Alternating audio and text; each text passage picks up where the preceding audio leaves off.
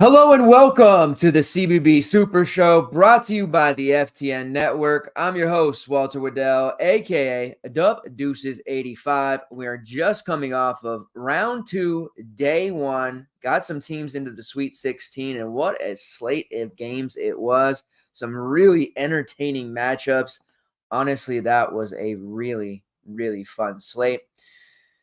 I'm not going to lie, I'm pretty much hitting that wall of exhaustion as we get on to our older age. Like, I'm on the wrong side of 35 at this point. Next year, I will be 40. I used to pull these all-nighters or these long stretches during the first week of the tournament where I don't really need to sleep. And now it gets to this point where, like, it's almost better to just stay awake. But I keep doing this thing where I'm like, okay, it's 3 or 4. Let me knock out for an hour and a half. I'll be good. And all that really does is I wake up with like this just chronic headache and end up having to just, power through it. So you guys don't want to hear about me complaining. I don't really want to complain, but it's funny how you don't ever feel like that's going to be a thing. Like when people talk about, you have back pain and, oh, you're really tired and you're exhausted. And so, oh my God, it's 7:30. Like, what? Why am I tired?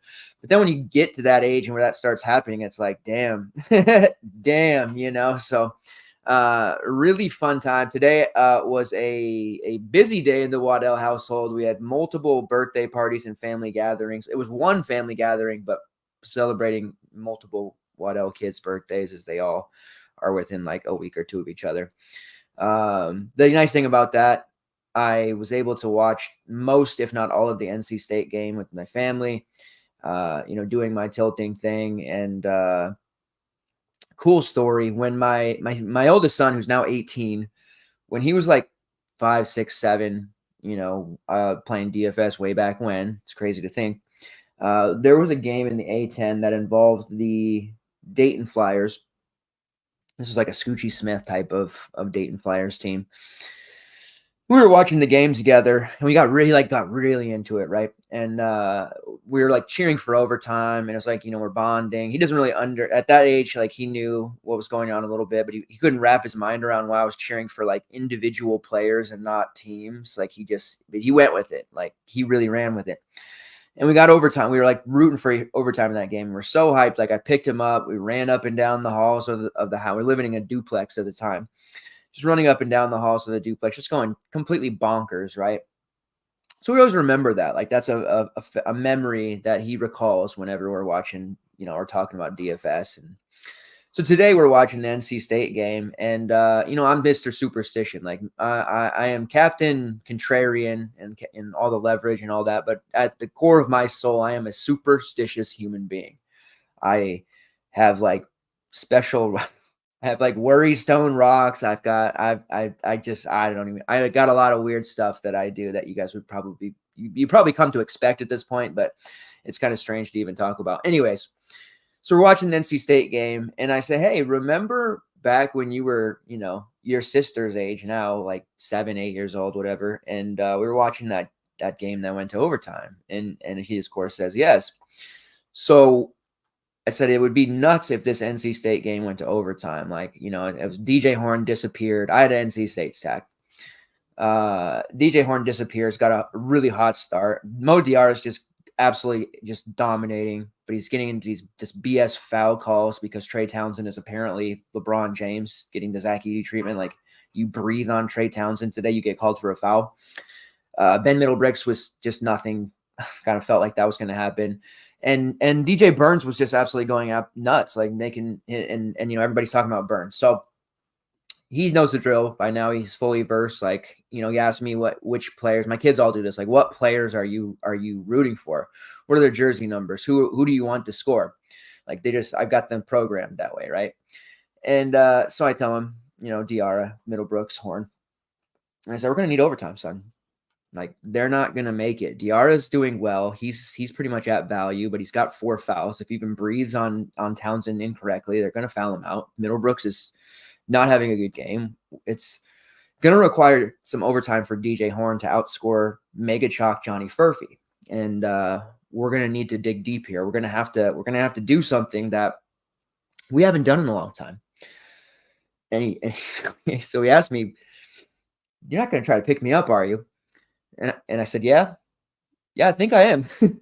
And so if this game goes overtime, I'm gonna have to pick you up, and we're gonna have to run through this house in front of all these people screaming about overtime. And he kind of stares at me like, he's waiting for me to be like, I'm just kidding. And I'm like, I'm dead serious. So as we're watching the game, and I can tell he's like in his mind, like, he doesn't play want overtime. Like, he's 18 years old. He's as tall as I am. Can you imagine me like trying to pick him up, right? And so sure enough, I had to go out to the garage. I had to borrow my parents' pressure washer. They wanted it back, so I'm stressing out, like literally stressing out about this game, like it's the Huskies playing or something. So I go to the garage to get it ready for them to take, because they're going to leave after the game. Parties are all wrapping up. And I hear this loud, like, oh no. So I come in the house and I say, what's going on? And he says, look at the TV. And sure enough, we're headed for overtime. We're headed for overtime in the NC State game. So I'd say, are you ready? And he didn't want to do it, and I wasn't going to make him. So I did it with his younger brother, who's like 2 years old, a little more practical to lift him up. But I did really consider doing it, and it was pretty funny. So yeah, that's my story for the day. That's what happens in my house. Strange goings that we have going on there. And what's funny about that conversation that he and I are having, nobody around us even bats an eye. Like, it's just normal everyday. Like, that's just what, my son, my husband, my dad, my brother, whatever, that's just him. That's just what he does. So anyways, fun time. We made it into the Survivor final. The $64, it's $5K to first. The $6.40 Survivor, that is $2K to first. 400 people left in that. 100 people left in the 64. We officially are into Survivor finals, and it is littered with FTN community members in both. Super psyched about that. Beating on each other to try and get that top prize. It was a great day overall for the FTN community. There was another optimal lineup going around that had just massive ownership. Deron Holmes. The day started with Deron Holmes being like 90% owned. It's like 60. He has like 31 at halftime. It's like, holy shit, this slate just started, and now I have to tilt my way through a Deron Holmes game in which Arizona has actively decided to guard everyone else except him. Okay. Proudly, our Discord, the FTN DFS CBB Discord, proceeds to absolutely tilt their face off without me. Like, I'm pretty busy today with the getting ready for the party and everything. And they bring it a game tilt, and he ends up with like 18 in the second half. Still a high amount, but it looked like he was going to put up 70. Like, this looked like a legitimate like 70 bomb brewing here from Holmes in that the first 10 minutes, nothing. Adam, of course, had to open his mouth and be like, hey, Chalk Holmes doesn't do anything. Instantly, like a switch was flipped. Holmes just keep like 5 fantasy points per second. Ridiculous run. So we kind of escaped that. Then the Kansas game starts. We find out Dickinson and Furphy are like just massive chalk. And Dickinson, I get it. Like, people are absolutely absurd with the Stars and Scrubs builds, obsessed with them, if you will. I get it. But Furphy, that one felt a little weird to me.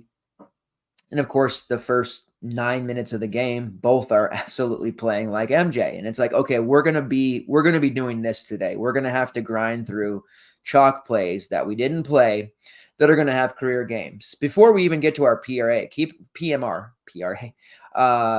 I haven't even had anyone play yet. I'm like, I don't have any PMR till like the 5th game, like till the NC State game starting. So I'm just sitting here watching all these chalk plays, just have these absolutely ridiculous first halves. Again, the Discord digs deep. They pull out the absolute just nut tilt game. Kansas does nothing in the second half. Gonzaga, which I comically said the other day, wouldn't it be ironic if this Gonzaga team with no depth and the weakest talent they've had in probably 8 years goes to the Final Four or even wins the tournament? Granted, they played a McNeese State, that team that was clearly a little bit overmatched. I admit I was wrong about them. And a Kansas team that is completely banged up. And they took care of business against both of them. Good on them. Anton Watson, who we believed to be chalk, wasn't. Shocker. He went off. Thank God he wasn't, because I expected him to be. NC State game, it was a tough one. We fought through it. Diarra did his thing.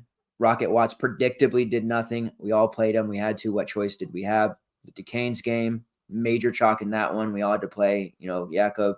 He predictably did nothing. What choice did we have? Tennessee had a horrible game. They shot literally 12% from long range. The Kai Zeigler, who was the posh play of the day, he hits 26 while shooting about 2 for 20. They shot 12% from long range. They made 3. Absolutely atrocious. Tennessee finds a way to gut it through, but at that point, it's like, oh, wow, Zeigler, this isn't great. This is going to be on the shoulders of N'Faly Dante, who projected quite well for us. Everybody in the FTN Discord just basically said, we're playing him over Holmes. Let's do it. Much as I hate Oregon, this guy's been playing well. Comes in at 8%, and he puts up a massive game. We obviously got extra overtimes, which is about damn time we got some overtimes over here.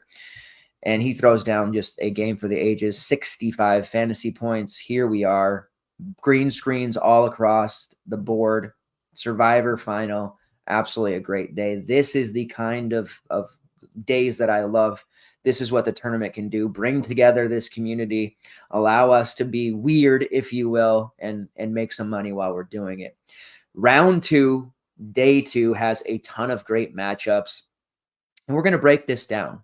I appreciate it. I didn't intend to come on here like I'm effing Jimmy Fallon or something and give you a monologue, but I felt like it was a good thing to kind of talk about and say that, I'm having a great time. The experience is massive. I love the tournament. You guys obviously love the tournament, or you wouldn't be here watching me talk about college basketball till 3 o'clock in the morning. I absolutely love you guys. I love this community, and I just get a lot of joy and endorphins from seeing you guys win. So we're going to get back to it here. If you're new to the show, you're probably wondering what the hell is this that is going on right now. But I assure you, stick around. We're going to have some good info for you. If you're a returner, appreciate you. All of you come back together here right now, night after night, and continue to support the show. And I love it. Make sure you smash that like button. You have power. You have the power to do that. It helps us so much. The engagements, impressions, all of that stuff that you do for the show and the FTN network continues to push our content further. There are a ton of people out there looking for content for March Madness, CBB, all of that stuff. They're finding us in droves. They're finding other randoms in droves, and we can just continue to work together as a community and make some money. Survivor final, I'm hyped. Let's get into it. Let's do this. We break down the games, slate every single game by game, tried and true method. We're going to give you any overpriced, underpriced, sneaks, all of the options that we like, what we think might be optimal, reference some projection sheets, which we have worked on earlier tonight, have a pretty good handle on the slate, and also any prize picks, prop betting, or overall betting opportunities. Before we get into it, let's see here. Hey, full time, what's up? It says, I am dead, 2 a.m. on the West Coast, so I feel you. Yeah, man, you are a trooper hanging out with me here late night. But we got a great slate, and we have an opportunity here to really finish off round 2, the first 2 rounds of the tournament in style, making a tremendous amount of money here as we head into the Sweet 16. It's going to get smaller in terms of slate, more overlap. This is one of the final slates that is going to be of this size, this caliber, and we need to definitely take advantage. Let's do it. There's NIT games sprinkled throughout as well. They're not on the slate, but there are betting opportunities on the NIT games, and still worth paying attention to, because we will get some NIT combo slates with anything in the CBI. I think late next week, possibly into the week after. All right, first game on the slate, Colorado versus Marquette. This one is a interesting game. It's one I'm going to be really worried about not having enough exposure to, but there's that little thing in my head that says I don't want to go too hard in that first game.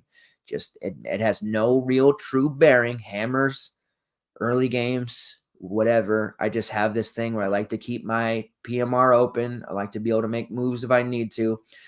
Today's game with Dayton, it wasn't one I felt like we had to really delve into. Of course, Holmes went off. Not having him felt like a death sentence. It wasn't, but it could have been.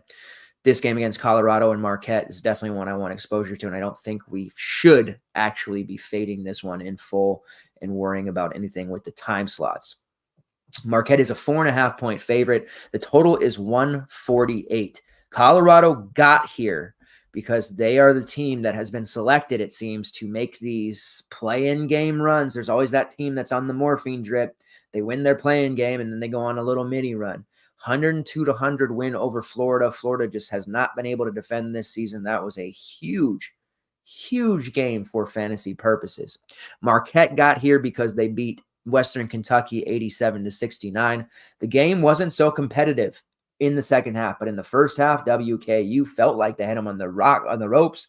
They weren't making shots and still ahead, but unfortunately, Marquette put it into another gear. I shouldn't say unfortunately. I mean, it's fine. I don't really care that they didn't get it. It made me seem like a Marquette hater just now. But they got it into gear and they buried Western Kentucky there. The big news from that one was that Tyler Kolek, who I honestly was overly worried about, missing all the time. McCullough, there was some disparity there with him being healthy or not. Shaka was adamant Kolek's going to play. Oso's going to play.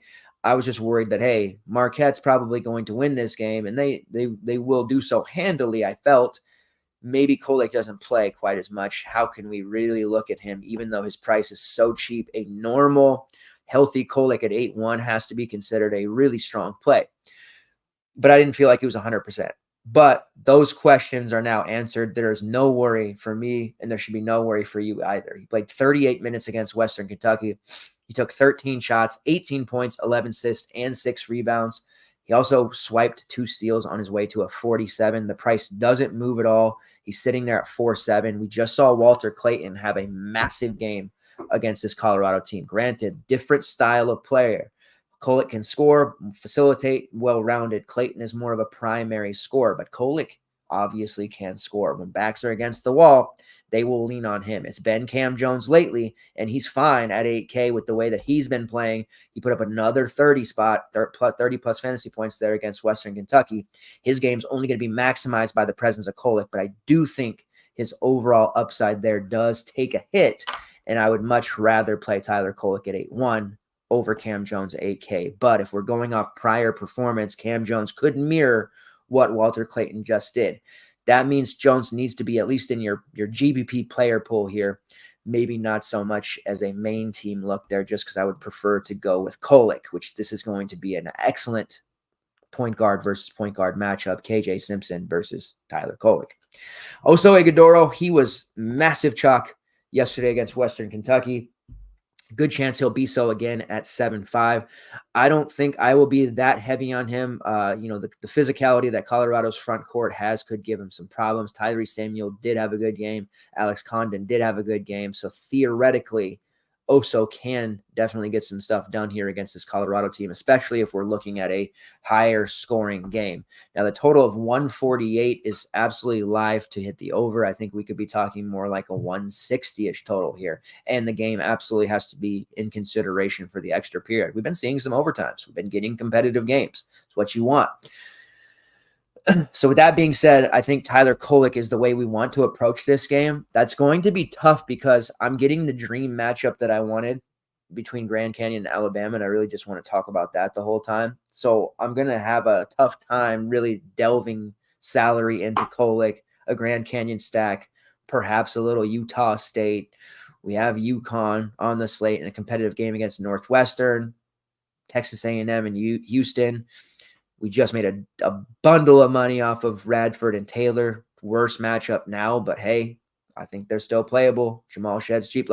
There's just a ton of different matchups. And Jaden Leday, who's probably going to drop 60 on Yale. And I don't know how many people are actually going to get to him, but he obviously has to be in consideration. So there's a ton of guys who want to pay up. That means we're going to see a lot of folks just throw in those very high variance type of plays, the Rocket Watts, Jacob Nikaz.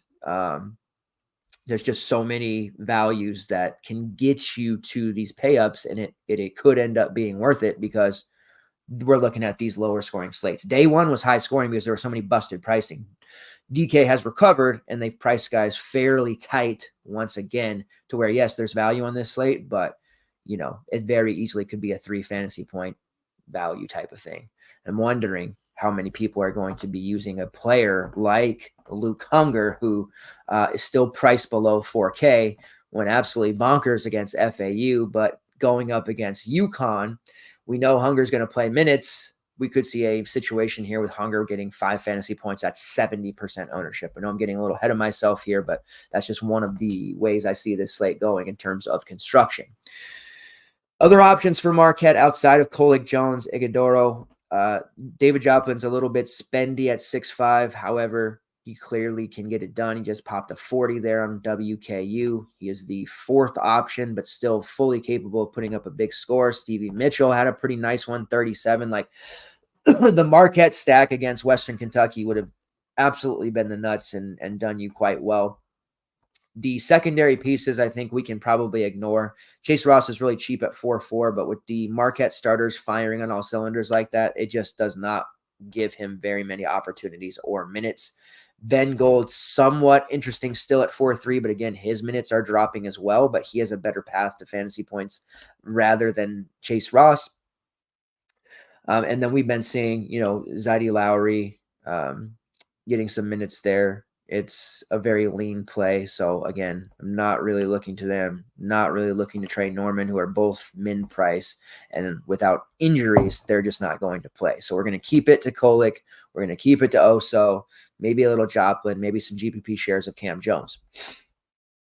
On the Colorado side, this is a great spot to target them as well. Go figure. Now, Western Kentucky guards were magnificent in that game against Marquette.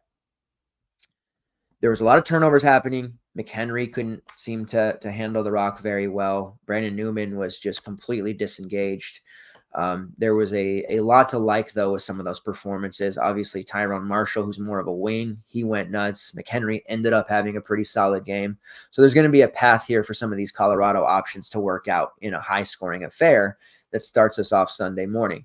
KJ Simpson's priced at 9K. He's just such a safe source of salary, or a safe source of fantasy goodness. He is like basically locked into a floor of 30, 35. So this is one of those opportunity costs. Do you want to prioritize high floor safety? KJ Simpson's that guy. Do you want the 50, 60 fantasy point upside and you're willing to brick a little bit to get it? Then maybe KJ Simpson's not actually the guy.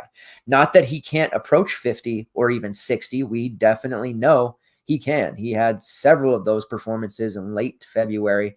USC put up 51. Cal, he put up 56. He has had some really, really big games throughout. So he's fully capable in this one, battling out with Kolick. But that Marquette defense can cause some problems. Simpson got off to this kind of a weird start in both games against Boise State in the play-in game and Florida. He ended up having massive performances still, but that is worth noting. If he gets off to a slower start here against Marquette, I do worry about his overall fantasy upside.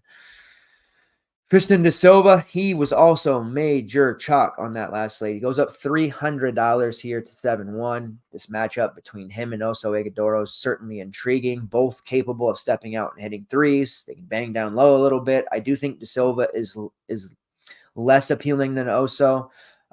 Less block upside. His rebounding numbers have taken a hit, and they will in this game as well. He's kind of almost been pigeonholed into being more of a scorer only lately. That's not his only role. He does do other things, but you're seeing with his early season stats and how much more balanced they are compared to now, where he's just predominantly having to rely on his scoring, which is fine at 7-1, but maybe just we can find a little bit better options there salary-wise in these other games.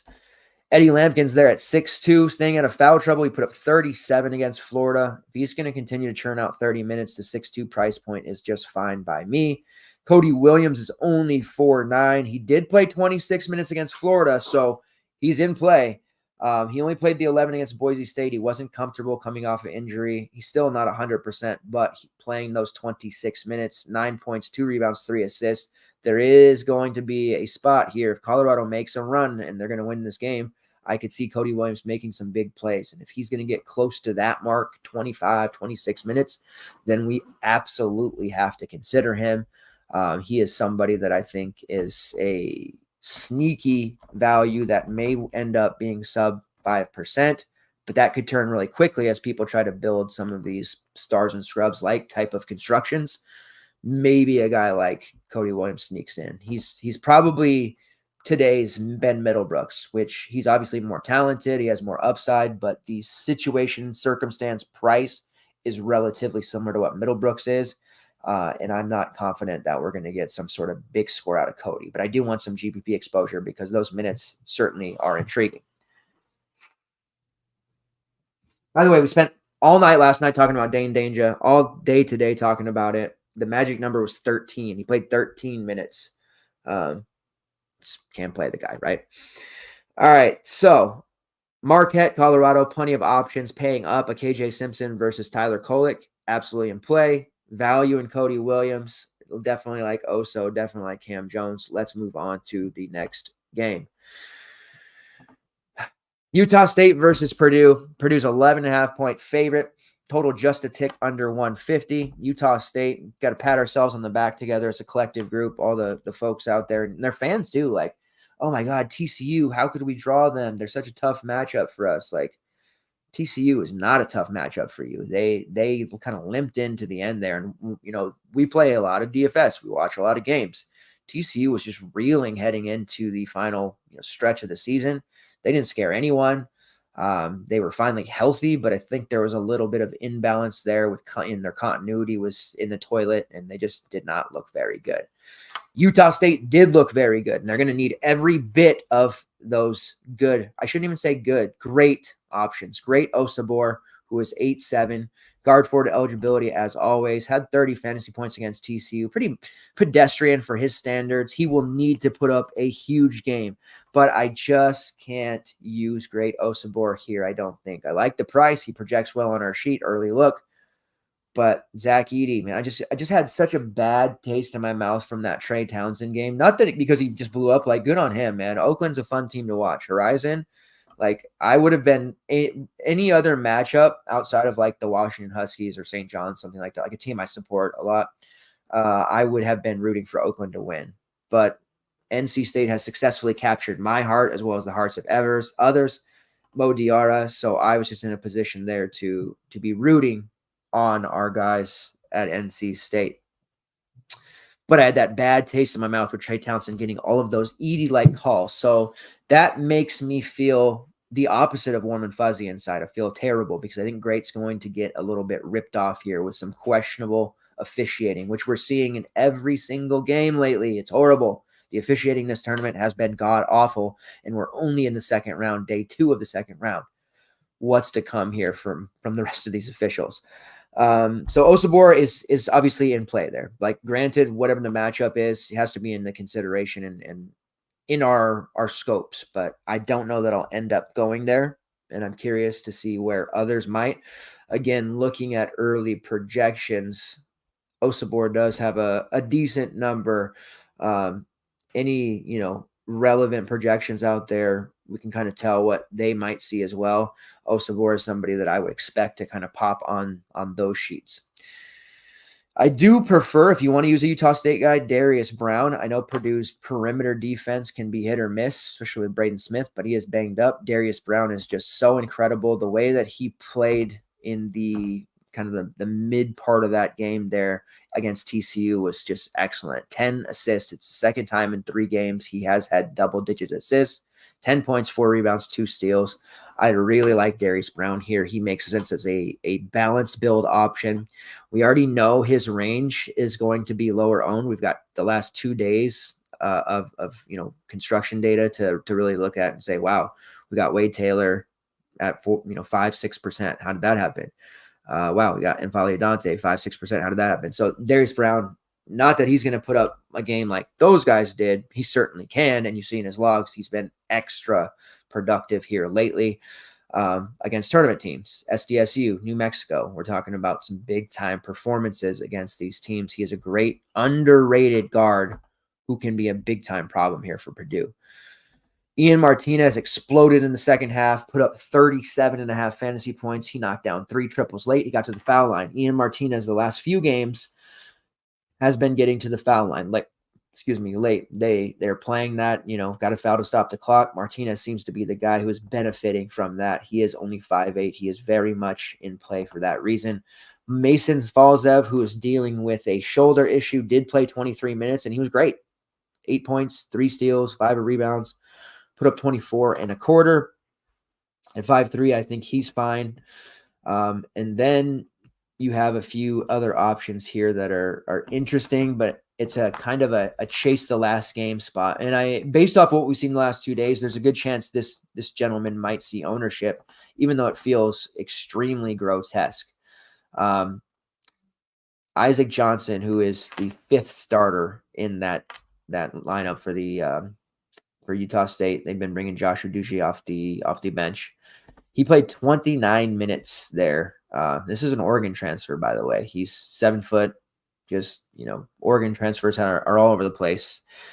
He's been playing phenomenal. 29 minutes, 19 points, 3 rebounds, 4 blocks. Now, in the MWC title game in which they dropped 86-70 to San Diego State, he had 11 points and 5 rebounds, but his playing time was 28 as a starter. So we're seeing a lot more of Johnson.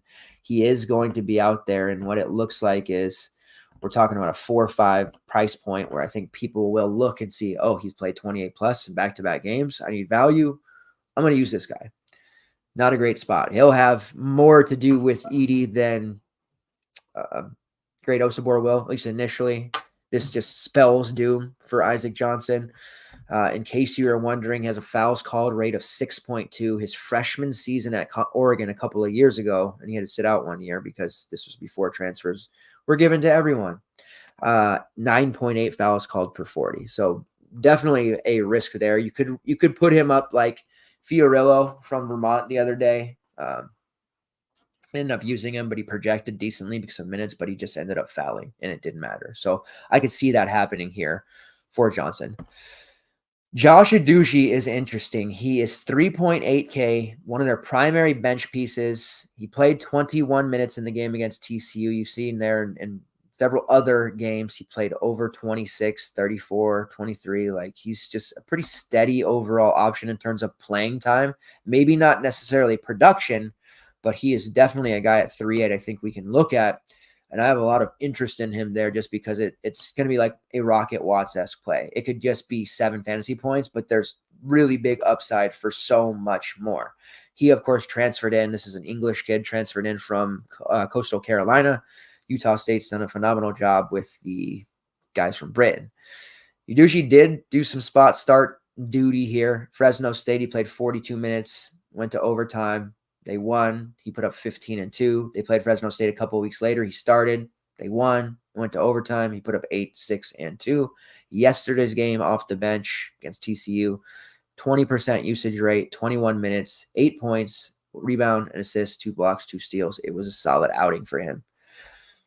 This won't be easy, but at 3.8, 20 minutes, which I believe to be an accurate prediction for his overall minutes, he makes sense as a play, and I think I'll certainly be having some exposure, and I wouldn't be surprised to see others have exposure with us. What's up, Josh? How are you doing, man? Hope you had a great day like some of the others here. Just overall enjoyed. Not even if, you won money, that's great. If you didn't, hopefully you had a great day. You enjoyed some hoops, and you're ready to saddle up, mount up, and get out there and do it again. By the way, real quick, didn't say it in my monologue, but we had the parties today for the Waddell kids. The youngest has 2 of her friends over spending the night right now as we speak, and our oldest has 1 spending the night. So that means there's 4 girls below the age of 12 in this house.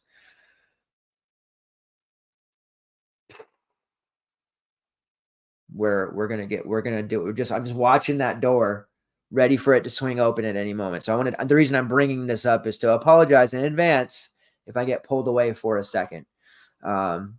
I have given very explicit instructions. That sounds like I cussed at them. Very specific. Let's use that word. Very specific, because I didn't cuss at them. Not to be bothering me during this time. It's going to be a rather quick show breaking down the slate. I'll be done. Get these kids to sleep. Maybe I'll take a nap. We'll get going. Anyways, so that just be prepared. Be prepared if that happens.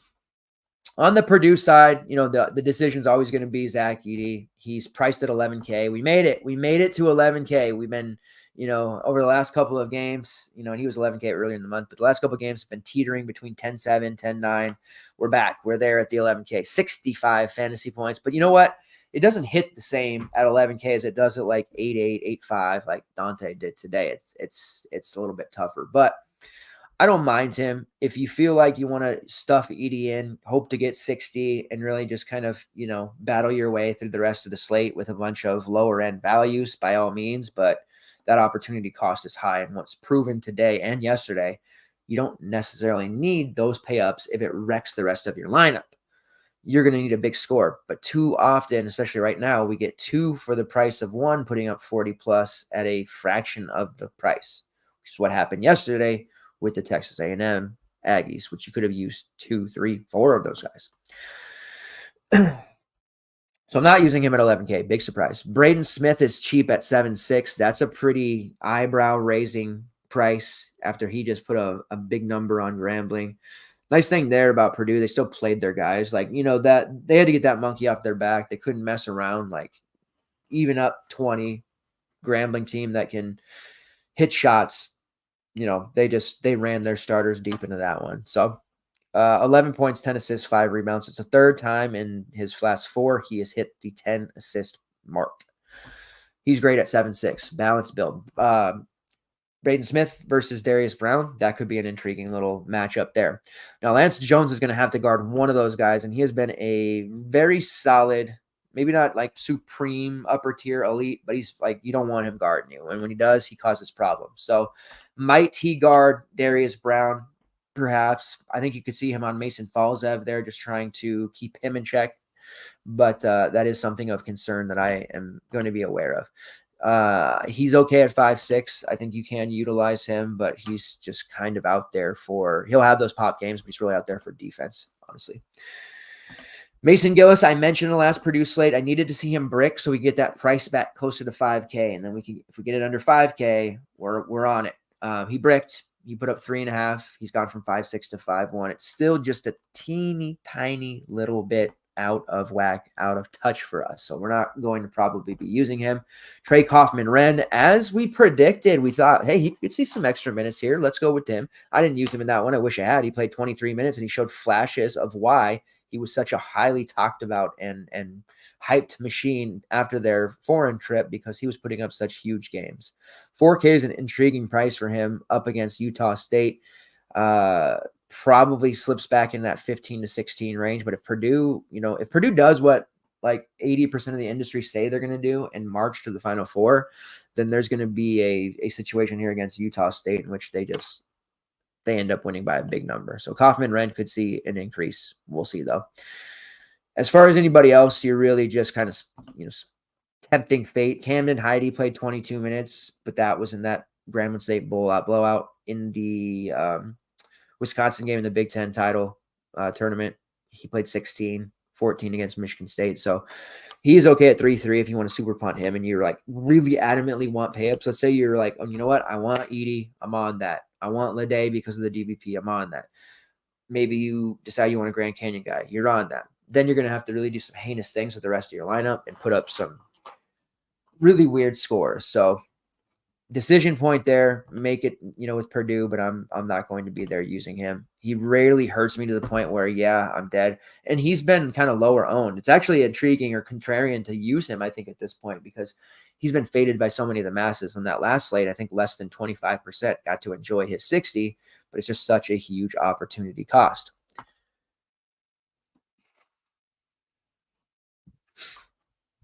Anyone else wrecked from betting dogs today? Man, the tournament has been chaos, but that was a tough one. Great day from Josh. My bracket looking solid. Creighton saved me. I have them in the Final Four. Let's go. Yeah, I did. I got the all the entries. It's 3. It's not like I'm, putting in 50. No, I don't have all 100 entries in the Survivor, although that would be dope.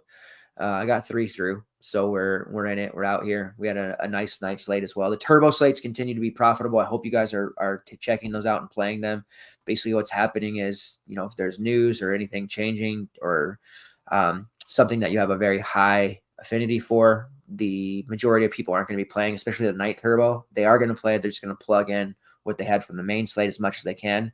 And then if they had any early guys, they're just going to piece it out through game logs. So there's just a huge edge to be had on turbo slates right now. Definitely want to be playing those. All right, next game on the slate, we have the Dukes of James Madison against the Duke Blue Devils. 7.5 point favorites is Duke, 148. This is going to be a fun game. I did not think I patted myself on the back earlier, but I'll be the first to say I got that wrong. I got Wisconsin wrong. I thought they were going to make a deep run. James Madison just kind of took the wind out of their sails early, punched them, and that was a wrap. They won't be able to do that against Duke necessarily, but it's not as if I'm super confident in this Duke team. And James Madison, they really showed me something as a much grittier team than I think I gave them credit for. The way that they were able to take care of business there and just from start to finish own that game against Wisconsin. They now have won 14 straight games, by the way. Noah Frido, he's got a chance to be relatively chalky. He was on the JMU slate last time. He's only 5'8", meaning he went up just about 400. He is a very high variant play, so be careful there. I don't think he's going to get a bunch of open looks against the Duke athletes, so I'm not really looking at him. I do like Xavier Brown. He's been playing big minutes. He didn't do particularly well against Wisconsin, but he was out there for 27 minutes. He shot 8 times. He made just 2 of those shots, but the volume is there, sub 6K option. A realistic, what's a JMU player that could break the slate? I don't know that they have one, but Terrence Edwards would be the closest thing to it. Guard forward eligibility at 7K. I'm okay if you want to go there. TJ Bickerstaff is cheap at 6'3", but you know my feeling on him. He did perform against Wisconsin and stayed out of foul trouble. That might be tougher to do against Duke refs, and they are the Dukes of James Madison, but the Duke Blue Devils have their own refs. They bring them, they unpack them, they loan them out like they did to Oakland today. So you got to be careful. That's a very hard thing to overcome there, and I hope JMU can. But something tells me they're going to be getting a heavy dose of reality, meaning the bad play call or the bad officiating by the refs is going to be so prevalent, and they're going to know why when they look across the court and see the foul disparity being like 20-3. Julian Wooden played 29 minutes against Wisconsin. He was vicious. 3 rebounds, 3 steals, 12 points. Pretty solid outing there. He's 4'7". Definitely somewhat in consideration if you want to use him. I don't hate the idea. You also have Michael Green, who has been a pretty solid scoring throughout the course of his career. He's there at 4'3". If you want to look to him for a little bit of cheap tournament exposure, I don't mind that. All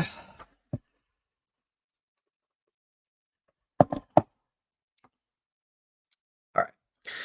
Clemson. Well, I'm getting ahead of myself. Let's get into Duke. I'm really tired. I'm really tired if you guys haven't noticed.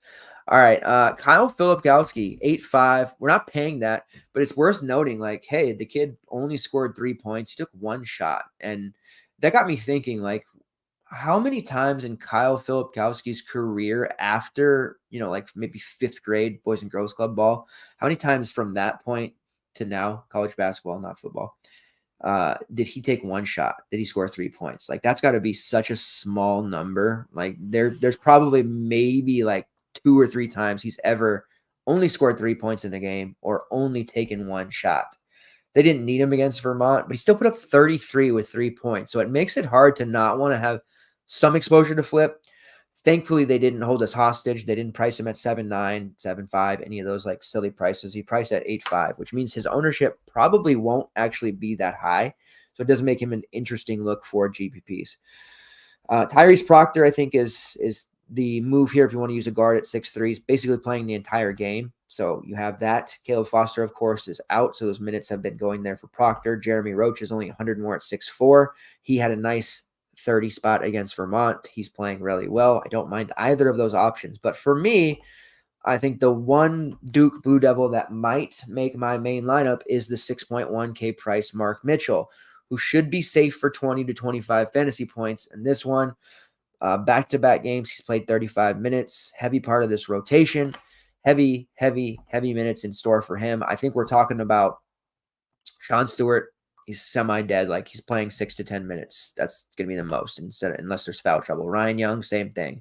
TJ Power, same thing. So the starters on Duke from this point forward, if they're going to keep advancing in the tournament, not saying they will, you can expect 35-plus minutes from the starters, especially Mark Mitchell. So I'm on it. I'm on that. All right, next game on the slate, Clemson versus Baylor. This is one I'm drastically different than Randall, so it's really interesting. Baylor's 4.5-point favorites, total 145. I did pick Baylor to the Final Four because I really liked the way that they were playing heading in. And it's one of those things where you just can't bet against a elite coach sometimes. And I'm not with Baylor and Scott Drew, just only a few years removed from winning a title. The pricing on Jacoby Walter is ludicrous. Ludicrous, I say. 6.1K. Yes, he's a very similar, asset to Key George, scoring predominantly. He does do some other things, but he's going to need to be making shots. He took 11 of them in a game that was never out of reach against Colgate. It was never in doubt. The Bears had it in control. But 34 minutes, 3 of 8 from downtown, put up a solid 27. He's only 6'1". He's only 6'1". I wish he came with guard forward eligibility. That would be pretty solid. But at 6'1", it's a ridiculous price for him. I don't get it. He's missy. He's dealing with back issues. Those continue to flare up on him. That's why he only played the 16 minutes against Colgate. Really can't use him. But that 5'9" price, if 100%, would be phenomenal. But this is just going to be a tough one here because he's probably going to play. But that back issue could flare up at any time. You can't use him, but he's just enough to kind of take minutes away from others like Oji Owuna, who did play 22 against Colgate, but that was more a product of the blowout. Caleb Lohner, who's there at 3'9", he played 21 minutes against ISU, played 14 against Colgate. That's one of those very lean sub 4K plays where, hey, maybe he gets close to 20 minutes. We can look there if we want, but it's not a very, fantastic play. We're not jumping for joy over it.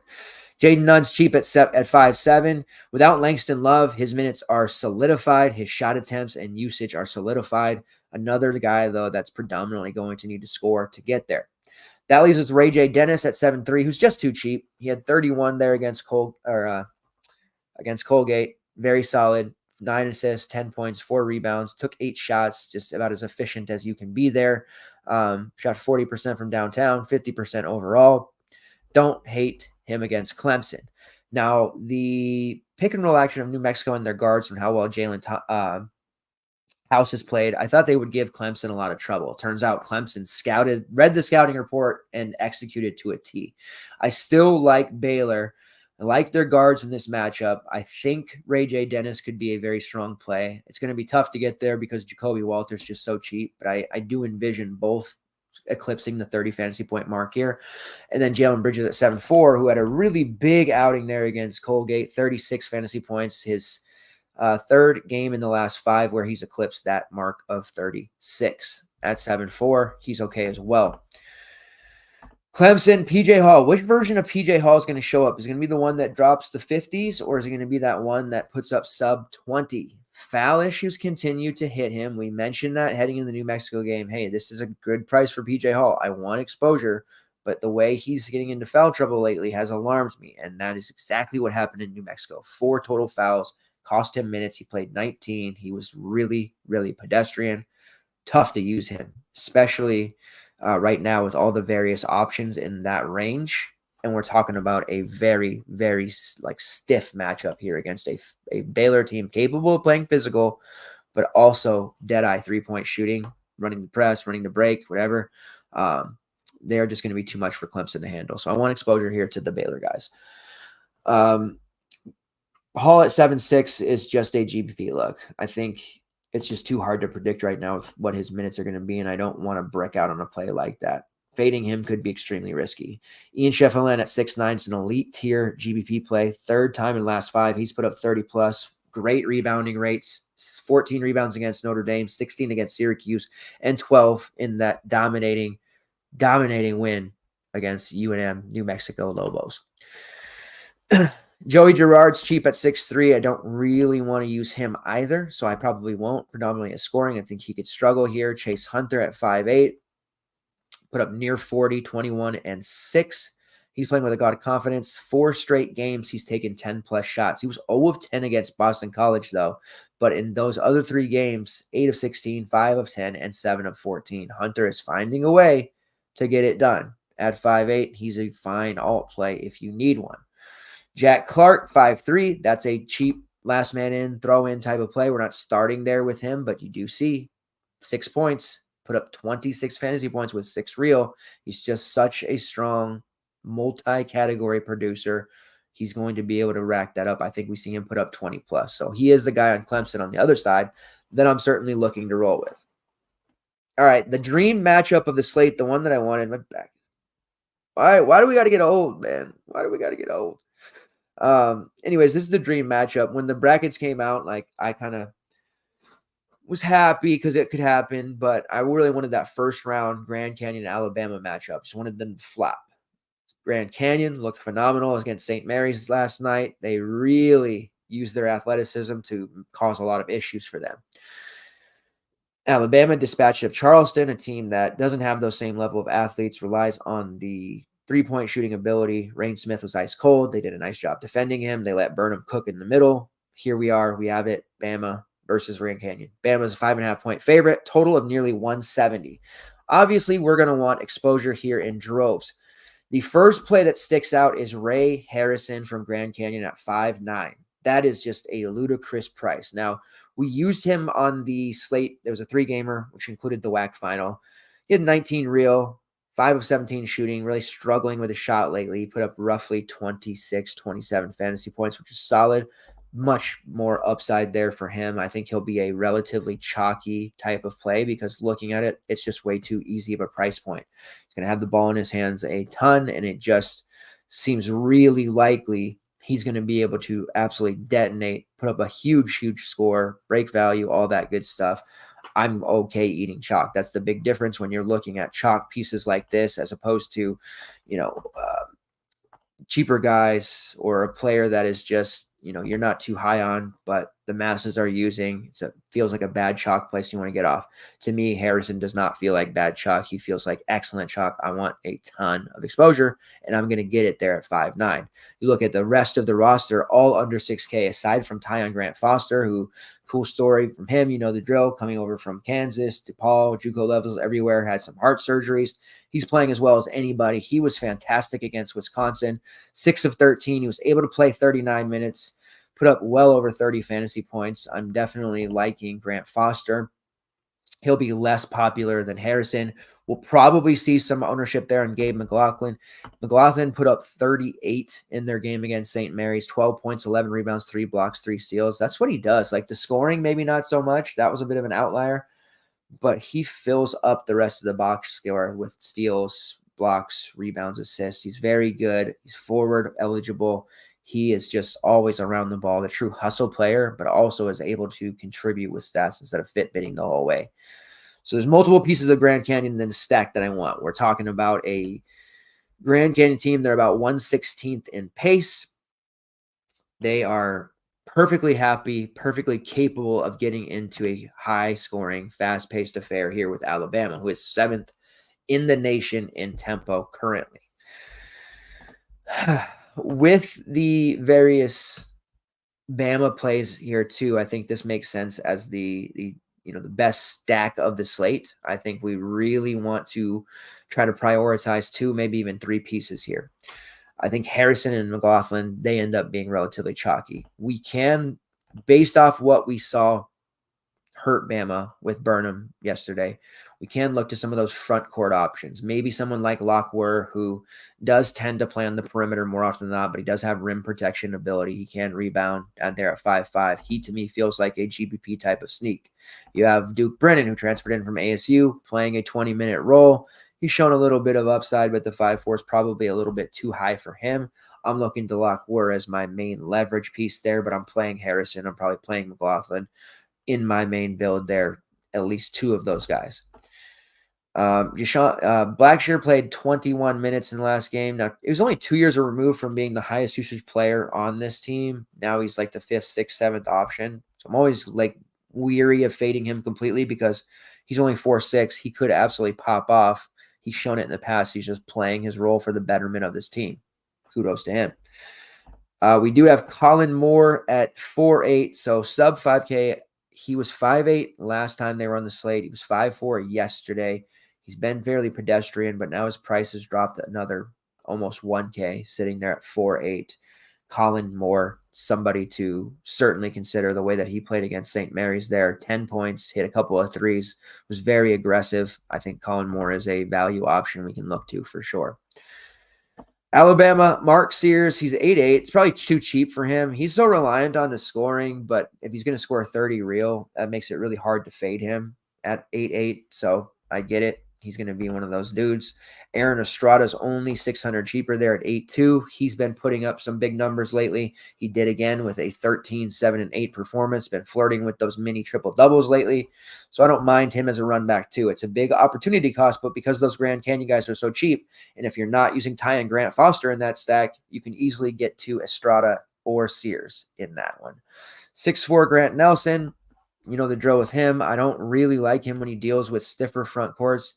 He played just 15 minutes in that game against Charleston. Priced at 6'4", but he's one that I don't love. I think the athleticism of the Grand Canyon Lopes gives him some major issues there. You do have a 6'1" Latrell Wrightsell who looks to be completely healed. He played 26 minutes against Charleston, 25.5 fantasy points, 17, 4, and 1. A little bit up for priced at that 6'1", but he makes sense as a last guy in, and he's going to be heavily involved here in this offense. Rylan Griffin at 4'9". Now, he just had guard forward eligibility yesterday. I guess they realized that was silly, and they stripped it from him. He's only 4'9", but he just does so very little upside-wise. It's hard to really want to utilize him. But I do admit he's cheap. Jaron Stevenson in 15 minutes, he was hitting a bunch of threes. He's okay, but they really need injuries in order to use him. And then that leaves a 6.2K Nick Pringle, who is good, has great fantasy point per minute numbers, but he's a horrible fouler, has a high foul rate, and he's priced at 6'2". No thanks. All right, UConn versus Northwestern. This one is an interesting bout. The Northwestern guys are there's getting a little bit of love. People are talking about them covering. Still no Matthew Nicholson. He's out for the year. You know that, Ty Berry. So they're going to run with that same starting five that they've been running with, and they're just going to play those guys into the ground. So even though it's Connecticut, who we typically don't want to target against, and they're projected, 14-point favorites on DK.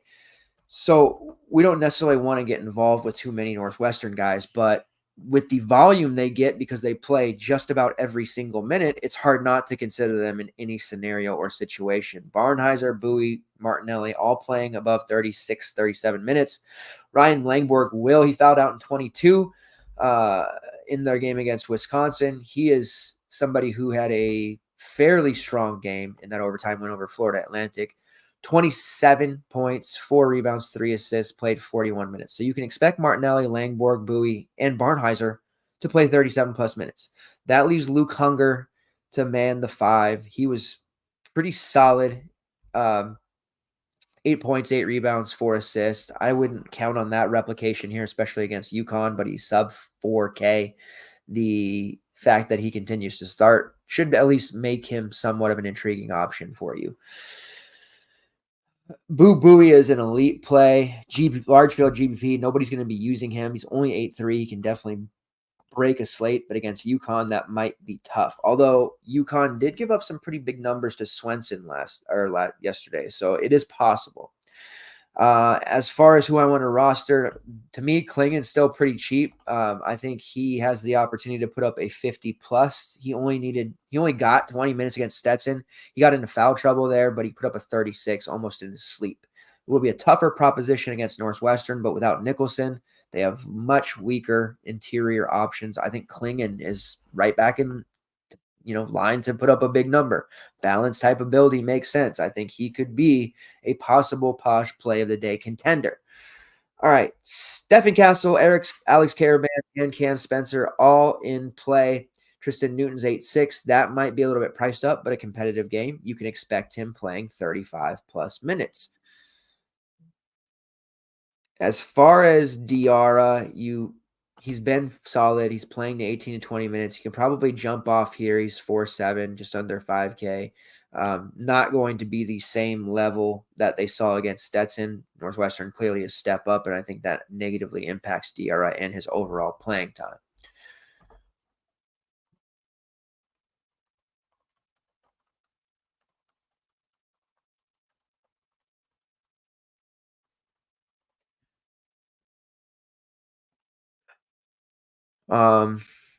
Okay.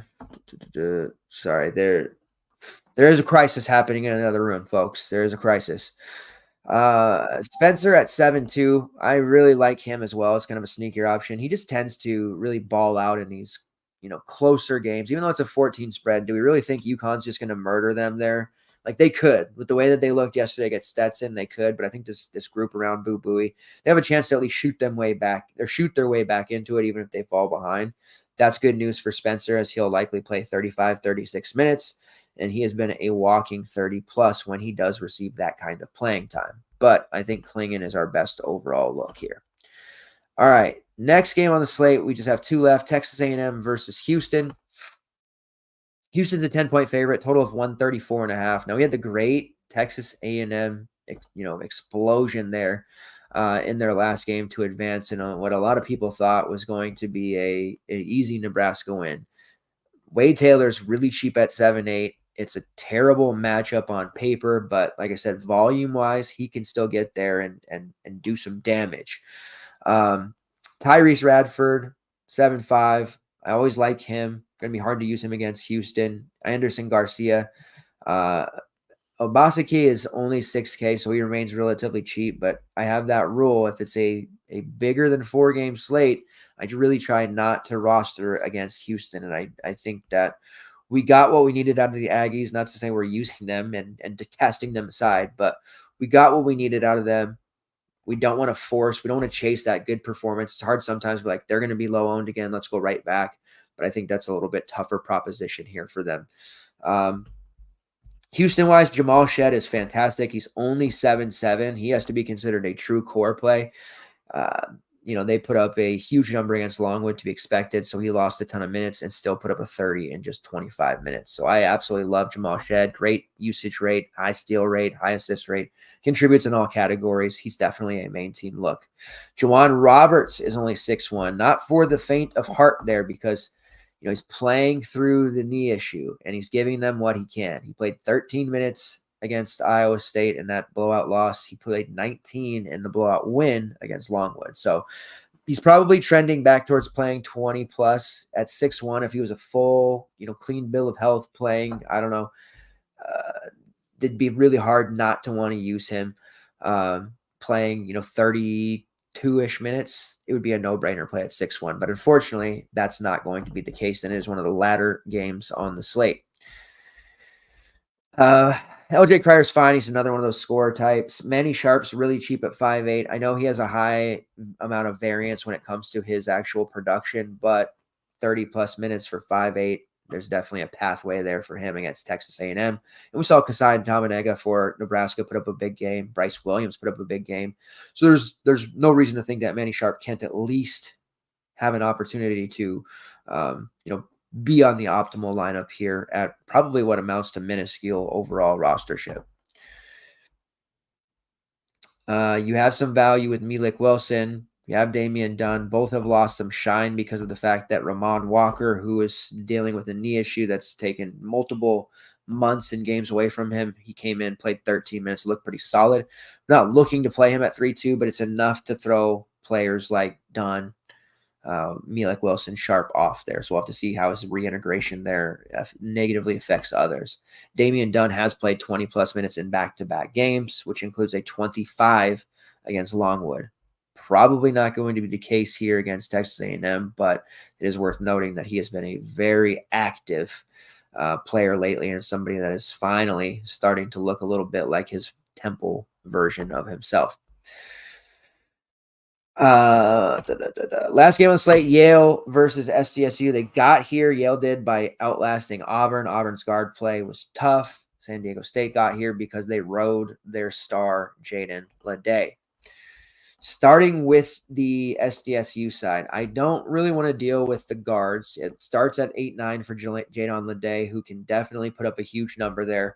But when it comes to Butler, Trammell, Parrish, those type of guys, maybe Waters for good measure, they're all really cheap, but they continue to share minutes, really cannibalize them. Butler had a really nice outing against UAB in 34 minutes. He had 4 steals, really kicked him up. He had 32 fantasy points. But overall, this is a situation with their pricing being great that I still don't want too much exposure there. I only would want Leday, and I'm not sure we're going to have that luxury, but it is a great overall DVP against Yale, who does have a 7-footer, but is nowhere near strong enough to deal with Leday if they want to feed him in the post. Yale, they had just a huge game out of John Poulakaitis. He is 6'9" now after that 42. He's typically in that mid-20s range, but he's good. He's shown that upside, and if Yale is going to move on, they're going to need a repeat performance from him. It is interesting to see Bez and Bang below him at 6'5". Bang has typically been the alpha on this group. 20 fantasy points or 20-plus fantasy points in 3 of his last 4. 36, 40, 34, and 46 minutes played over that same stretch. So you know what you're going to get there with Bez. Danny Wolf's priced up at 8'1". He had a pretty nice game, but 8'1" is a little too expensive there going up against the Aztecs. I think, he's going to grab rebounds. Clearly, he's a 7-footer, but I don't think he has one of his, double-ish games here against this San Diego State team. So I would not be paying 8'1" for him. And that's pretty confident X out across the slate for me. Leaves us, we have August Mahoney, Matt Noling. Both are in play. 6K for Noling, 5.2 for Mahoney. He's been hitting some pretty crucial shots lately and getting to the foul line a ton in closer games. 9 of 11 from the foul line there against Auburn. He was somebody they just continually put at the foul line. If this game goes down to the wire like I think it could, multiple of these Yale guys are going to end up landing a ton of extra shots, extra opportunities. But what's going to happen here in this matchup against SDSU, I think we're going to see them really struggle to find their shot. And I think the Aztecs are on their way to another Sweet 16 here. So it makes it really difficult for me to trust any of these options. But if we're looking for salary savings and we're not worrying about matchup, we're not even really truly worrying about them having upside, August Mahoney is somebody that we can look at as maybe more of a last guy in type of situation. All right, that is the slate. Quick, easy, efficient. Core-wise right now is kind of difficult. I still have some more things to change over with minutes and logs and stuff like that. But give you a really obvious one in Grand Canyon with Ray Harrison. I think that's just a ludicrous price. On the Baylor side, Jacoby Walter, I'm just following that price point there of 6'1". That's just way too cheap, way too good not to get some kind of exposure there to him in some capacity. And then the third member of the core, and I think I'll dub him the posh play of the day, is Jamal Shed there at 7'7". We just don't typically get him cheap these days. The way that the guards were able to cook in the Texas A&M Nebraska game was nothing short of amazing to watch. I think the Aggies do struggle overall with Shed, though, and he is going to be that posh play of the day for us. All right. That pretty much does it. Let's look at prize picks here. We missed the Zakai Zeigler just by a teensy bit because we had some pretty good hits on the rest of it. I like Darius Brown over 27.5 fantasy points. Like I said during the Utah State segment, I think he's just a really rock solid, underrated, and unsung hero at point guard that's going to have to do something that maybe we know he's capable of, but hasn't done against some of the upper tier teams in the past. I think this is a great spot to not only use him for DFS, but take that over 27.5 fantasy points. They did a good job, even though they didn't price like Harrison, right? They got his prop at 30.5, kind of makes it tough. Jamal Shed over 31.5 fantasy points, really riding that Shed play, like I said, and Donovan Clingan over 31.5 fantasy points. Foul trouble be damned. He's got to be in consideration for yet another UConn slate. Betting wise, there are a few that I am kind of interested in. I have this weird feeling that Texas A&M, while they lose to Houston, they do cover with the way that they're playing. So plus 10, Texas A&M. That one feels like an extraordinarily strong and safe bet to me. Utah State plus 11.5. Might take some alt action on there, but I think that this one ends up being closer than people probably realize. And then the Marquette game going up against Colorado. I do like Colorado plus 5. That one should be a lower line to me, so I'm going to take that one as well. And then DK prop, let's pull those up real quick just to make sure we hit the Diarra prop there with not ease, but it got a little bit easier in the second half, but it was great to see the way that he played. All right. Darius Brown, PRA over 22.5 at minus 115. I just really like this play. I'm going to end up having to use him in my main the way that I'm talking him up. This is just an electric spot for him. Mark Mitchell over 19.5 points, rebounds, and assists, minus 125. I like Mitchell. He's really coming into his own here lately and giving them great minutes at a multitude of positions. And then lastly, we're going to take Jacoby Walter over 18.5 PRA at minus 125. Got it. All right. Hey, what's up, man? Tough day tomorrow. Seems like a dog day after today. Yeah, for sure. I mean, there's just going to be a few games on there that are just, kind of rock fights, as they say. I expect a lot of ownership, just to give a quick blurb about the slate here. I expect a lot of ownership to come in on Grand Canyon, Alabama with the highest total. That's just kind of naturally what happens. We should see optimizers. They're going to identify a player like Walter, so it's not a sneak or anything like that. The Grand Canyon guys are too cheap. We're going to see overlap. We saw the last two 16-game slates. We saw ownership on 5+ players at 40% or higher. That is just so disgusting. We'll see if we can kind of, base some leverage off here. There's going to be even more overlap on an 8-gamer, but I think we've identified enough extra guys that maybe are more unsung heroes or not being paid attention to on paper that can definitely deliver. And I think we see Marquette ownership be quite high, like starting out. Tyler Kolek, knowing that he's healthy, good to go, no restrictions, I think Kolek will be relatively high owned. So you can keep that in mind, knowing that they go Kolek, Walter, perhaps Harrison. Like that's going to be a big one there. And we'll see what pay up they actually pay for. Wouldn't shock me to see it be a Utah State Great Osabor, perhaps, but we'll see.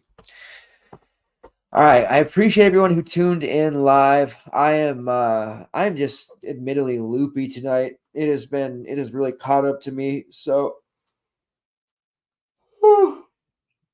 we're going to wrap it up. I apologize. I feel like we got a good handle on this one. So we have an earlier lock, 9:15 PST. So be ready for that. Have your lineup set and put in beforehand, just in case the unthinkable happens. And then we'll be taking a day off for the shows. There's going to be a lot of short form content on FTN. I'm going to be doing quite a bit as well. It's like 1 to 2 minute clips there with some of the projects coming up. Sweet 16 players to watch, Sweet 16 teams capable of making upsets, stuff like that. As far as our next show, we'll be back Tuesday night to cover the Wednesday NIT action, and then we'll be right back into it with the Sweet 16 and the Elite 8 before finally going into the Final Four the week after. Thanks, guys, for continuing to support the show. Make sure you hit that like button on the way out if you haven't already. Great job today by the community. I expect and hope and know, I feel great about it too, that we're going to have yet another good one. The Survivor Finals. Let's get it done. Let's get FTN community members up to the top, taking that 5 and 2K price point, and keep on playing those turbo slates. I cannot stress enough how soft those truly are. Thanks, guys. Take care and see you next time.